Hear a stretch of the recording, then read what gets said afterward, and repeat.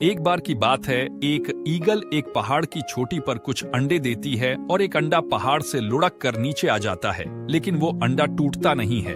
अब वो अंडा नीचे गिर जाता है और नीचे एक फार्म हाउस होता है। उस फार्म का जो मालिक होता है वो उस अंडे को उठाता है और सोचता है कि पता नहीं ये किसका अंडा है। वो उस अंडे को अंदर ले जाता है जहां पर बहुत सारी मुर्गियां होती हैं। वो उस अंडे को मुर्गी के आलने में रख देता है जहां और भी अंडे पड़े होते हैं।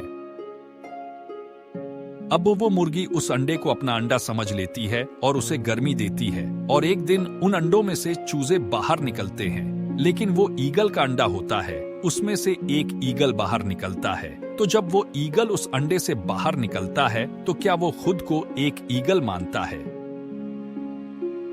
नहीं, वो अपने आप को मुर्गी ही मानता है। वो बाकी सारी मुर्गियों के साथ खेलता है और एक दिन आता है जब वो इतना बड़ा हो जाता है कि बाकी मुर्गियों से वो खुद को 3 गुना बड़ा देखता है। उसे दिखता तो है कि वो इन सब से बड़ा है, लेकिन वो खुद को एक मुर्गी ही समझता है। एक दिन वो सारे खेल रहे होते हैं और तभी आसमान से जमीन पर एक परछाई दिखती है। तो वो मुर्गियां कभी ऊपर आसमान में नहीं देखती, हमेशा ग्रुप में रहती हैं। तो जैसे उन्हें लगता है कि कुछ खतरा हो सकता है तो सारी मुर्गियां अंदर भाग जाती हैं और छुप जाती हैं। लेकिन ईगल आसमान में देख भी सकता है और ऊपर उड़ भी सकता है। तो वो ऊपर देखता है कि एक बहुत बड़ा पंछी नीचे उड़कर आ रहा है। वो नीचे उतरकर उसी फार्म में आ रहा है। तो वो ईगल कहीं जाता नहीं है। अब ईगल का बच्चा देखता है कि एक बाज सामने उतर कर आया है और वो बाज उसे बोलता है कि तुम यहाँ क्या कर रहे हो?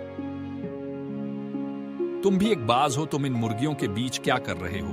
तब वो ईगल का बच्चा बोलता है कि मैं बाज नहीं, मैं तो एक मुर्गी हूं, इसलिए इनके साथ खेल रहा हूं। तब वो बाज बोलता है कि नहीं, तुम अपने आप को देखो, अपने बड़े आकार को देखो। तुम मुर्गियों से कितने बड़े हो। तुम्हारे पंखों में वो जान है कि तुम आसमान में उड़ सकते हो, बादलों के ऊपर उड़ सकते हो, तुम पहाड़ की चोटी पर जा सकते हो।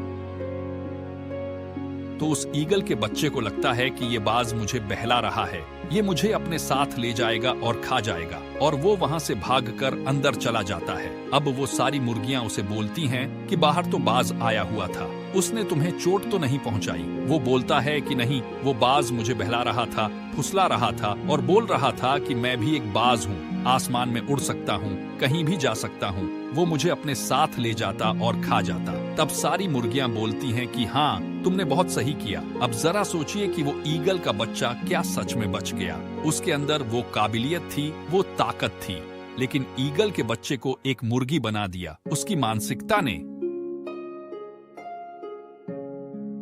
तो दोस्तों, हमारी जिंदगी में भी बिल्कुल ऐसा ही होता है। हमें लगता है कि हम तो कुछ कर ही नहीं सकते, हम कभी कामयाब हो ही नहीं सकते। कोई कामयाब इंसान हमारे पास आता है और बोलता है कि तुम भी कामयाब हो सकते हो, तुम भी अपने सपने पूरे कर सकते हो। लेकिन हमें लगता है कि वो कामयाब इंसान हमें बहला रहा है, फुसला रहा है, हमसे कुछ होगा नहीं। लेकिन यहाँ हम अपनी काबिलियत को, अपनी ताकत को कम समझ रहे हैं।